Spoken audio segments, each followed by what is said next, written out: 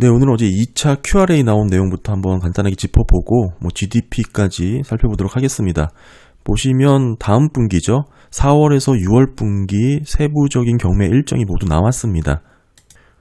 어제 영상에서 말씀드렸다시피 다음 분기 4월에서 6월 분기에 새로 늘어난 증가분이 3,910억 달러다 이렇게 말씀을 드렸죠.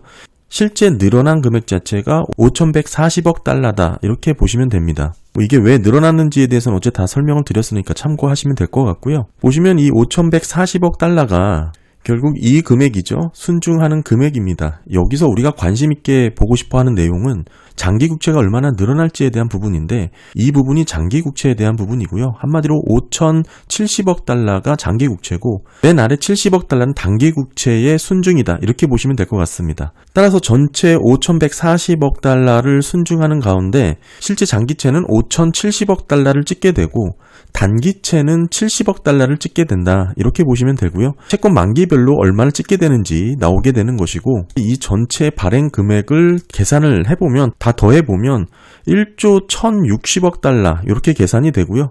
여기서 말씀드렸다시피 만기 도래하는 금액이 5,990억이고 이를 빼게 되면 순증하는 금액이 5,070억 달러다. 이렇게 보실 수가 있는 거죠.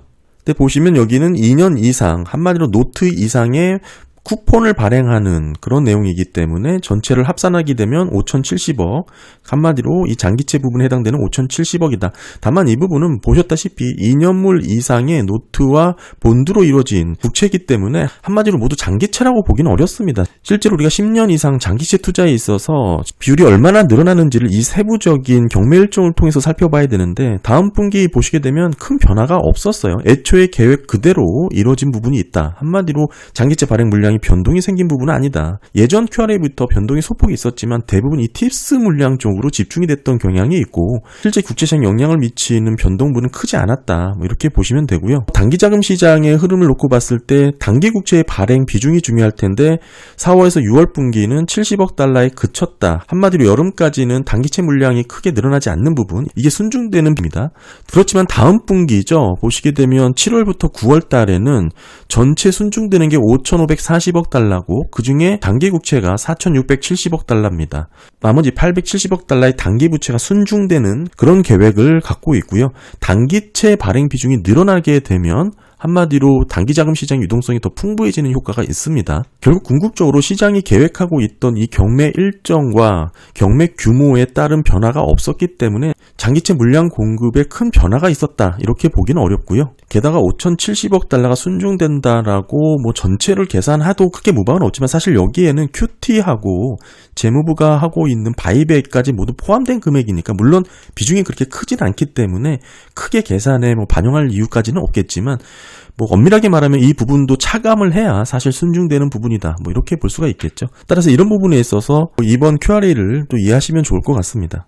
다시 한번 정리를 해보면 4월에서 6월 분기 전체 5,140억 달러를 발행할 것인데 그 중에 5,070억은 장기 국채, 70억은 단기 국채로 발행을 할 것이다. 5,070억을 세부적으로 어떻게 경매 일정을 잡혔냐 보시면 이런 일정이 잡혔다. 이렇게 보시면 되겠죠.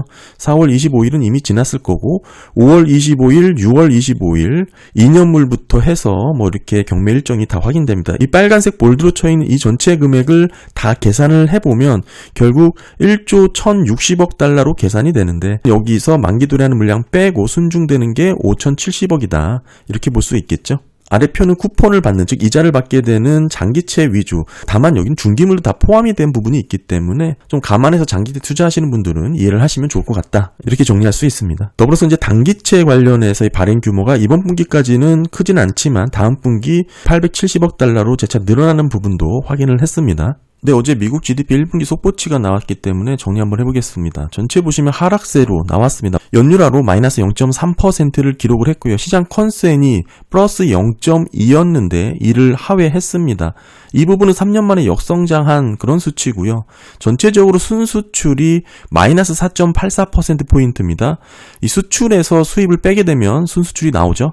정부 지출이 마이너스 0.33%로 기록이 됐고 전반적으로 이 두 가지 항목 기록을 빼고 보면 모두 플러스로 기록이 되었고, 한마디로 이번 마이너스를 기록한 역성장의 주요 원인은 순수출의 영향이 크다, 이렇게 볼 수가 있겠습니다. 더불어서 기업투자 같은 경우는 1.29%로 제법 크게 늘어난 부분을 확인할 수 있는데, 구체적으로 한번 계속 살펴보도록 하고요.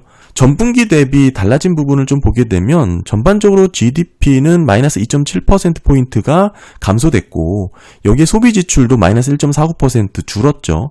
눈에 띄는 부분은 재고 투자가 있습니다. 3.09%포인트 증가되면서 이번 1분기 속보치 GDP 성장률을 끌어올리는 요인으로 작용을 했다. 한마디로 기업들이 재고를 쌓아서 이번 성장률을 끌어올리는 요인이 나타났다는 겁니다. 결국에는 순수출이 크게 줄면서 GDP를 끌어내렸지만, 만약 기업들이 재고 투자를 늘리지 않았다면 마이너스 0.3%가 아니고 그보다 더 크게 역성장을 할 수 있었던 상황이다, 이렇게 볼 수가 있겠죠. 더불어서 정부 지출 관련해서 연방정부, 지방정부 모두 마이너스로 직전 분기 대비 더 줄어든 모습이 나타났고요.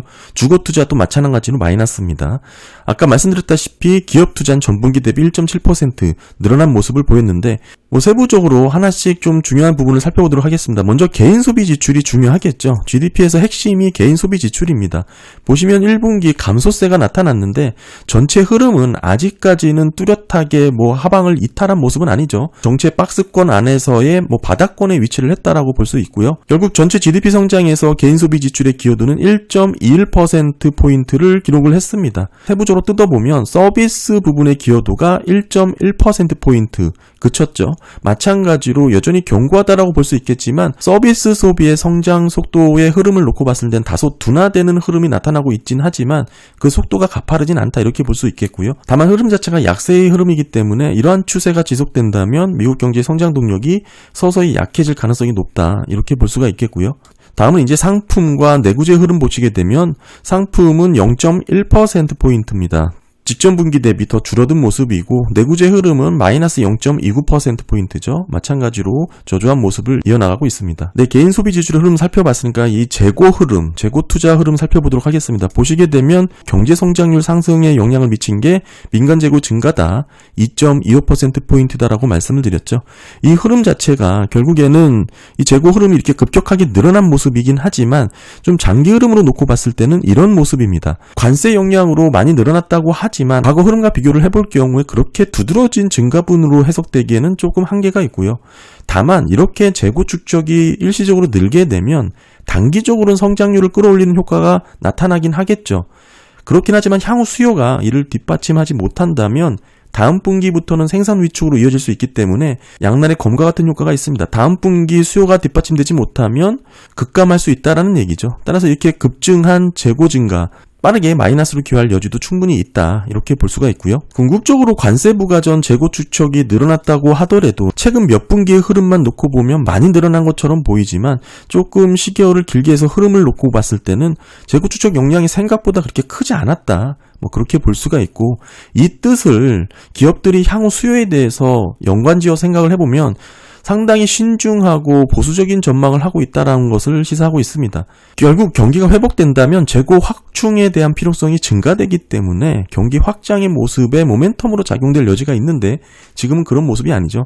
관세 부과 전에 사재기 영향으로 재고 축적이 늘었다고 하지만 그 영향분이 생각보다 크지 않았다는 것이 상당히 의미하는 바가 크다, 이렇게 볼 수가 있고요. 결국 저는 계속 기업 투자와 재고 사이클을 통해서 경기 흐름의 변곡점에서 자주 관찰되는 패턴을 매우 중요하게 보고 있는데, 이런 의미에서 GDP에서도 비슷한 흐름이 이어지고 있다, 이렇게 볼 수가 있겠습니다. 그리고 이제 기업 투자가 1.7%포인트가 늘어난 부분도 좀 살펴보게 되면 이 세부적으로 뜯어보는 게 의미가 있겠죠. 기업 투자 관련 지표가 반등을 했고, 구체적으로 보게 되면 지식재산의 흐름이 지금 1분기 0.22%포인트로 나왔습니다.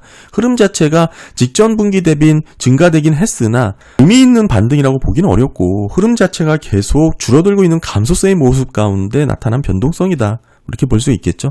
더불어서 구조물과 공장의 전체 성장률 기여 변화를 보게 되면 이번 분기 0.01%입니다. 오히려 직전 분기에 비해서 더 떨어졌고요. 한마디로 직접적인 투자 관련 지표의 상승세가 상당히 약해져 있다. 이렇게 볼 수가 있겠죠. 그리고 장비와 설비 흐름은 1분기 1.06% 증가된 것으로 나왔는데 흐름 자체가 박스권에서 유지되는 모습이죠. 아무래도 이런 부분은 실제 기업들의 구조물이라든지 뭐 이런 부분의 투자가 아니고 재고 축적을 위한 주문이 늘어났다라는 부분에서의 그런 변화로 해석될 여지가 있다. 이렇게 볼 수가 있고요. 전체적인 주거 투자의 흐름은 지난 분기 대비 더 줄었습니다. 이번 1분기가 0.05%로 집계가 됐고 흐름 자체가 약세의 모습을 계속 이어나가고 있죠. 결국 25년 1분기 속보치 GDP의 흐름을 놓고 봤을 때는 뭐 긍정적으로 볼 수 있는 부분이 기업 투자가 1.29% 이렇게 늘어났다고 하더라도 사실 구체적이고 세부적인 내용으로 뜯어보면 이게 일부 변동성 가운데 나타난 흐름, 더불어서 재고 축적에 필요한 일정 부분의 반등으로 나타난 결과치다. 뭐 이렇게 볼 수 있는 여지가 있기 때문에 사실 마냥 긍정적으로만 보기에도 한계가 있다. 이렇게 볼 수가 있고요. 뭐니 해도 사실 GDP는 개인 소비 지출의 흐름이 가장 중요하겠죠. 따라서 이런 부분에 있어서 개인 소비 지출의 전기 대비 연율 성장률을 보게 되면 이번 분기 1.8%로 집계가 됐습니다. 확대된 흐름 가운데 21년 1분기부터 지금까지 어느 정도 박스권이 이어져 왔는데 지금은 그런 정체 행보의 하단 위치에 머무른 것을 확인할 수가 있고요. 지금의 위치가 23년 2분기 이후 최저치까지 떨어져 있는 모습입니다. 과거 흐름 좀 길게 해서 살펴보게 되면 80년도부터의 개인 소비 지출의 전기 대비 연율 성장률 변화입니다. 팬데믹 기간에 변동성이 있기 때문에 제외를 해서 그 직전까지의 흐름을 살펴보고 지금 위치한 1.8%의 위치를 빨간색으로 그어봤습니다. 보시게 되면 특징적으로 몇 가지를 정리해 볼 수가 있는데 과거 경기 침체 전에 나타났던 이 개인 소비 지출의 전기 대비 연율 성장률은 범위가 0%에서 2% 구간에 위치를 했다라는 거예요. 한마디로 마이너스로 떨어졌다라는 것은 경기 침체 이후에 나타났던 결과고 모든 경기 침체 전에 개인 소비 지출의 연율 성장률이 0에서 2% 범위 안에 머물렀다. 지금이 1.8이죠. 뭐 이렇게 비교를 해볼 수가 있고 이 노란색 원입니다. IT 버블 당시의 흐름과 직접적으로 좀 비교를 해보더라도 사실 당시에 IT 버블 당시의 흐름이 나스닥 고점 부분이 여기였고요. 그리고 조정 후 8월까지 반등이 나타났잖아요. 그때의 개인 소비 지출의 연율 성장률도 여기입니다. 그런 흐름 가운데 나타났던 연율 성장률의 흐름이 6.2%, 3.8%, 3.9%입니다. 상당히 성장률의 흐름의 특이점을 찾기 어려울 정도죠. 그런 가운데 증시 붕괴가 나타났다. 높은 성장률이 유지되던 가운데 나타났던 개인 소비 지출의 흐름이 이렇다라고 볼 수가 있고요. 게다가 증시가 바닥까지 떨어졌던 구간의 개인 소비 지출의 연율 성장률도 6.6%가 될 정도로 이런 특징을 갖고 있는 게 한마디로 개인 소비 지출의 흐름이다. 이렇게 정리를 하시면 좋을 것 같습니다. 더불어서 1분기 민간 소비 기여도가 1.21%포인트인데 마찬가지로 지금 수준이 평균 범위 레벨이 1.5에서 2.5%포인트 사이거든요. 이 평균 수준을 이탈해서 더 떨어져 있는 것으로 확인이 됩니다. 최근 흐름 보시게 되면 이번 1분기 1.21%포인트인데 과거 경기 침체 직전의 레벨이 민간 소비가 마이너스로 떨어져서 경기 침체에 온 것이 아니다라는 거 말씀을 드렸죠. 소비 둔화의 징후가 나타났다. 이렇게 볼 수가 있는 것이고 이 정도면 경기 침체 직전에 나타났던 패턴과 유사하다라고 볼 수가 있습니다. 마찬가지로 팬데믹 기간을 제외하고 과거 흐름 놓고 보면 민간 소비 기여도의 흐름이 1.5를 이탈할 경우 경기 침체에 진입했던 그런 사례를 확인할 수가 있고요. 지금은 그렇게 이탈된 1.21%포인트로 확인이 되었습니다. 네, 지금 제가 계속 민간 소비 기여도에 있어서 개인 소비 지출의 흐름을 좀 살펴봤고 개인 소비 지출의 전기 대비 연율 성장률을 통해서도 마찬가지로 비교를 해봤습니다. GDP에 있어서 가장 중요한 것은 결국 이 개인 소비 지출이에요. 대부분을 차지하기도 하고 많은 비중이 있기도 합니다. 뭐 기업 투자가 일부 늘어났다고 하지만 사실 이건 재고 투자가 늘어나면서 반등했던 그런 결과치고 경기를 긍정적으로 판단해서 수요가 확대될 것을 기대하고 재고 축적이나 기업 투자를 늘린 모습이 아니라는 것을 세부적으로 확인을 했고요. 더불어서 중요한 부분은 이런 개인 소비 지출이 직전 분기 대비 1.49%포인트가 더 줄었다라는 이런 부분에 집중을 해서 이번 GDP를 해석을 해야 된다. 저는 그렇게 보고 있습니다. 그래서 이렇게 줄어든 효과가 아까 말씀드렸다시피 과거 흐름을 비교놓고 봤을 때는 평균 수준을 이탈한 경기 침체 초입 구간과 비슷한 흐름이라는 것을 확인해 드렸고요. 결국에는 순수출이 줄고 재고 투자와 기업 투자가 좀 늘어난 부분이 서로 상쇄가 되기 때문에 궁극적으로 소비자 지출의 감소가 가장 중요한 부분이다. 이렇게 정리를 할 수 있습니다. 네, 감사합니다.